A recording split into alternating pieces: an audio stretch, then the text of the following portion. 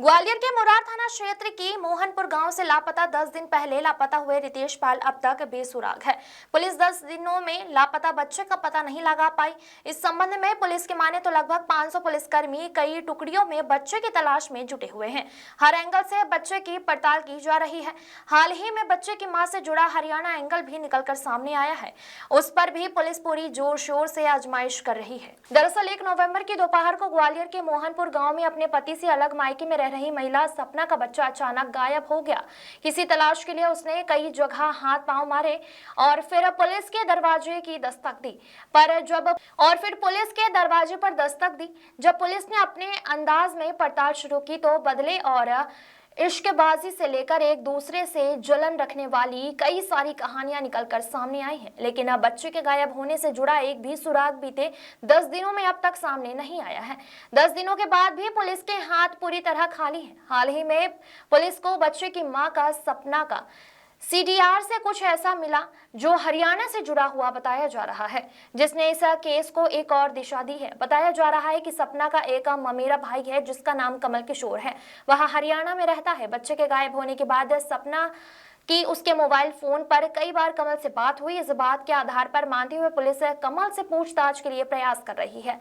आपको बता दें कि घटना स्थल के आसपास कई किलोमीटर तक जंगल फैला हुआ है। ऐसे में सर्चिंग के साथ ही डॉग स्क्वाड और ड्रोन कैमरे से भी बच्चे को ढूंढा जा रहा है, लेकिन फिर भी बच्चे का कहीं कोई सुराग नहीं मिल पा रहा है। पुलिस का कहना है कि बच्चे को जल्द ही सकुशल ढूंढ लिया जाएगा। ग्वालियर से विक्की शर्मा की रिपोर्ट। सर, रितेश पाल के अपहरण कांड में सर अभी तक क्या अपडेट आया? 9 दिन से लापता बच्चा, अभी तक कुछ फिलहाल मिल पाया? पुलिस पूरी तरह सर्चिंग कर रही है जंगलों में अभी पर। रितेश पाल जो कि लगभग 3 साल के जो बच्चा था, तो इसके लिए टीम लगातार लगी हुई है और टीम के द्वारा सघन रूप से जो है फॉरेस्ट की सर्चिंग की गई है।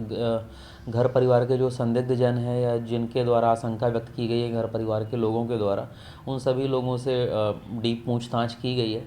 और इसके अलावा हमारी टेक्निकल टीम में सीसीटीवी की टीम और साइबर की टीम लगातार लगी हुई हैं, लेकिन अभी कुछ क्लूज़ में मालूम नहीं चल पा रहे हैं और टीम के द्वारा लगातार सर्चिंग की जा रही है। सीसीटीवी संदिग्ध गाड़ियों के चेकिंग की जा रही है और शीघ्र इसमें हम पता लगाने में कामयाब होंगे। सर, वो 9 दिन लोगों से पूछताछ में बताया गया कि एक लोग से मेरे भाई को उठाया गया हरियाणा पुलिस ने, वहाँ से गिरफ्तार की गई है।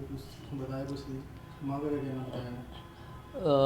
परिवारजनों के द्वारा जिन भी संदेहियों के ऊपर संदेह व्यक्त किया गया है, उन सभी लोगों को बुला करके थाने में पूछताछ की गई है और थाने में पूछताछ करने के बाद में संबंधित जनों को वहाँ से छोड़ दिया गया है। सर, घर जहाँ पे घर बना हुआ है आसपास जंगल है, पूरा हाईवे है सर, कहीं ना कहीं कुछ खुदाई भी की गई है, डॉग स्क्वाड पहुँचाया गया, ड्रोन से सर्चिंग की गई। कितने पुलिसकर्मी इसमें लगाए गए हैं पूरी सर्चिंग में?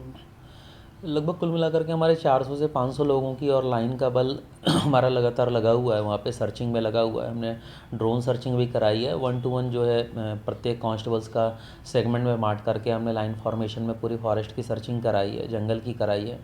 डॉग स्क्वाड टीम को भी बुलाया गया था और जो बच्चे के कपड़े वगैरह हैं उनको स्मेल करा करके क्षेत्र की संभावित तलाश की गई है और टीम इसमें लगातार लगी हुई है, लेकिन अभी तक उसमें कोई पुख्ता क्लू नहीं मिल पाया है और हम इस पे लगे हुए हैं लगातार। तो बच्चे की मां का आरोप भी था उसके पति के द्वारा ये कांड करा जाता है, उनका विवाद चल रहा लगा लंबे समय से।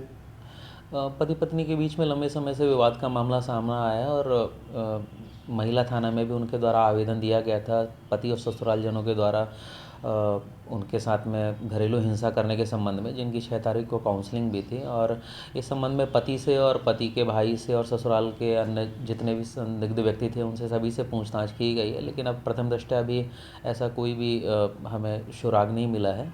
बाकी हमने पूछताछ उनमें से सभी से की है।